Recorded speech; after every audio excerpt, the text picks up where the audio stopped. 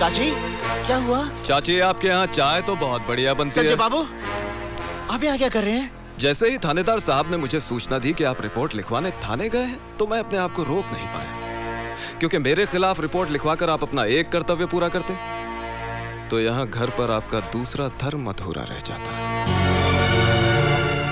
क्या मतलब? ये लीजिए चाकू, और इससे सबसे पहले अपनी बहन शिल्पा को काट डालिए। संजय बाबू, क्या है मां साहब, जब आप रिपोर्ट लिखवाएंगे तो यकीनन पुलिस मुझे गिरफ्तार कर लेगी, पर 1-2 दिन में मेरी जमानत हो ही जाएगी। उसके बाद आपकी जवान बहन के साथ जो कुछ होगा, उसे देखकर आपको अफसोस होगा कि मैंने अपनी बहन को पहले ही क्यों नहीं मार डाला।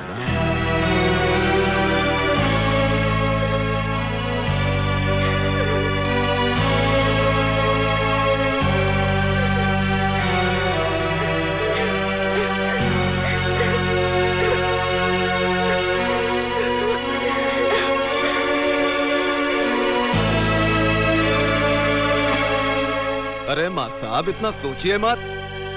वो कहावत तो आपने सुनी होगी कि काल करे सो आज कर और आज करे सो अब। नेक काम में देरी नहीं होनी चाहिए।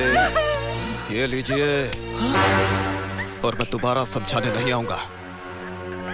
अच्छा चाची, चलता हूं। प्रणाम।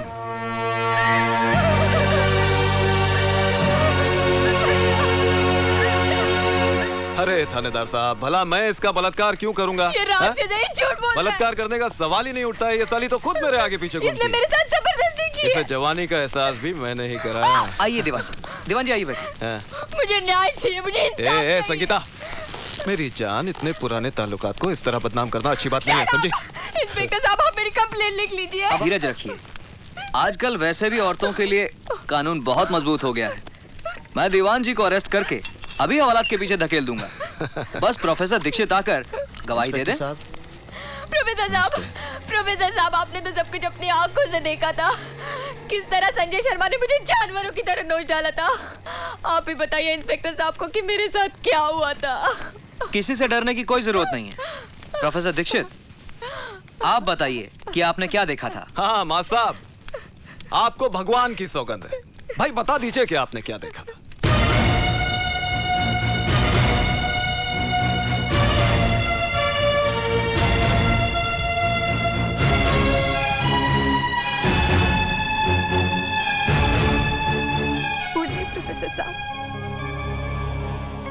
मैंने कुछ नहीं देखा। प्रोफेसर साहब, आप तो तब थे ना वहां पर, बताइए ना।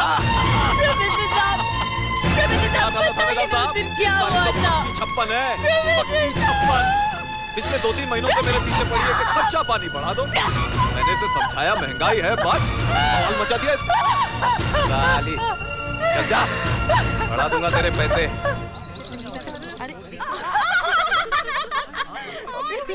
अरे संजय शर्मा में क्या फूल डाले थे? कांटे तो हमारे बिस्तर पे भी नहीं है। संगीता, पैसे तो हम भी दे देंगे। दीदी, आज पूरी दुनिया मुझे चरित्रहीन समझती है। प्रोफेसर दीक्षित यदि चाहते तो मुझे न्याय मिल सकता था, लेकिन चुप रहकर उन्होंने जो मेरे साथ अन्याय किया है, उसके लिए मैं उन्हें कभी क्षमा नहीं करूंगी, और ना ही कभी तुम उन्हें क्षमा करना।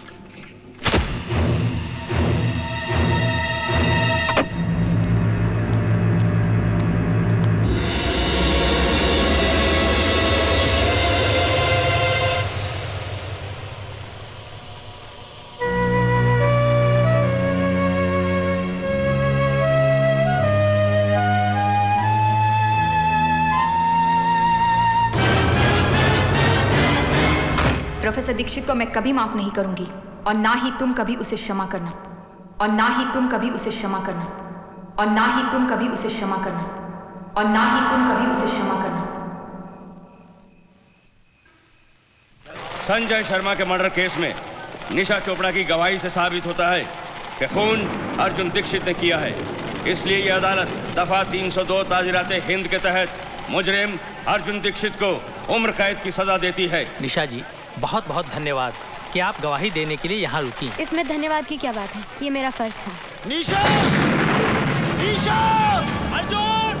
रुक जा! मेरी बात सुनो निशा, मेरी बात सुनो। मैं भूल स्वीकार करता हूँ निशा, तो मैं संगीता को न्याय नहीं दिला पाया, लेकिन इसके पीछे मेरी कोई योजना नहीं थी निशा। मेरे परिवार पर जंगी तलवार टांग दी थी संजय शर्मा ने। यदि मैं मुंह खोलता तो मेरी बहन की कोई अपनी करनी पड़ती। मेरी बात सुनो निशा, मुझे विश्वास करो निशा। निशा तुम मेरी बात सुनो निशा। मुझे जाने दो, जाने दो।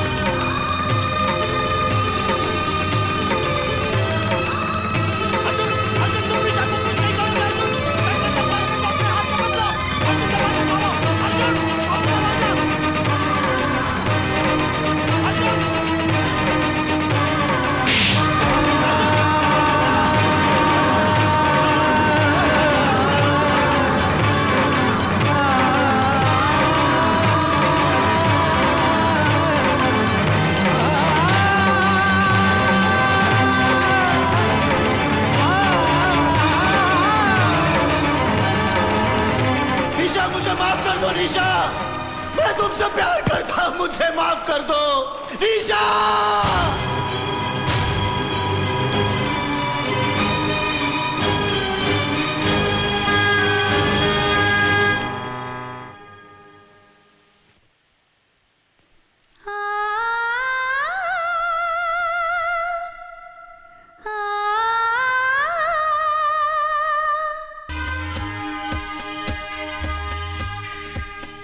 अर्जुन, तुमसे मिलने एमएलए आई हैं। जल्दी कर। अरे कोर्ट का टाइम हो गया है। कैदियों को बिठाओ कोर्ट। हाँ, लेके जा रहे हैं कोर्ट में इनको। ये पेपर प्रोसेस करवा दीजिए। कैदी नंबर 711। मैं चाहती हूँ ये काम आज ही हो जाए। जी अच्छा। नमस्ते रोहिणी जी। अर्जुन, पिछले 1.5 साल से मैंने सुप्रीम कोर्ट में तुम्हारे पक्ष में अपील दायर की थी। उसका फैसला आ गया है, तुम जेल से रिहा हो। आपने मेरी अपील दायर की थी, जबकि आप जानती हैं कि मैंने आपके बेटे की हत्या की।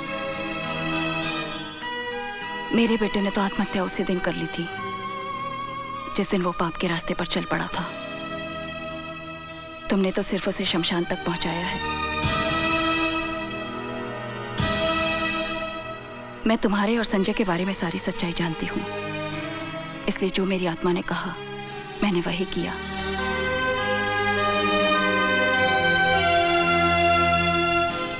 अर्जुन, तुम्हारे घर वाले ये शहर छोड़कर न जाने कहां चले गए। तुम चाहो तो मैं तुम्हें कोई रोजगार दिलवा सकती हूँ। नौकरी तो मैं नहीं करूंगा और ना ही इस शहर में रहूंगा। फिर कहां जाओगे? मुंबई। पर कमाल है यार, रोहिणी देवी ने तुम्हें जेल से छुड़वाया। वो उनका बड़प्पन है। और उस लड़की ने तेरे साथ बड़ी हरामजादगी की है। शिवा, मैं निशा के विरुद्ध एक शब्द भी नहीं सुनना चाहता। चल ठीक है यार, माफ कर दे, गलती हो गई बस। शिवा। हल्दी भाई आइए। ये कौन है? ये ऋषिकेश में योगा का आचार्य है, बड़ा ज्ञानी पंडित है। अच्छा। और अर्जुन, ये हल्दी भाई है। यूँ समझो कि मुंबई में इनका कोई मंदिर नहीं है, लेकिन पूजा सभी करते हैं इनकी। नमस्ते। क्या भाई, हीरो बनने आया यहाँ पर? नहीं, मैं किसी लड़की को ढूंढने आया हूँ। अच्छा, उसका एड्रेस दे दे, कल तक लड़की तेरे कदमों में होगी। उसका अता पता नहीं मालूम मुझे। हैं? अरे बिना पते के उस शहर में सिर्फ कीड़ा मकोड़ा मिलते हैं, आदमी नहीं। 7 जन्मों में तेरे को नहीं मिलेगी वो। मैंने आपसे सहायता नहीं मांगी थी कि एकदम से आप मेरे भाग्य विधाता बन गए और भविष्यवाणी कर दी कि मुझे वो लड़की कभी नहीं मिलेगी। मैं निशा को ढूंढ निकालूंगा, समझे? इसकी बदतमीजियों को माफ कर देना हल्दी भाई। लगता है लड़की के प्यार में पागल हो चुका है। चेहरे पर भोलापन है और आंखों में पागलपन। ऐसे लोग बहुत खतरनाक होते हैं, बहुत खतरनाक।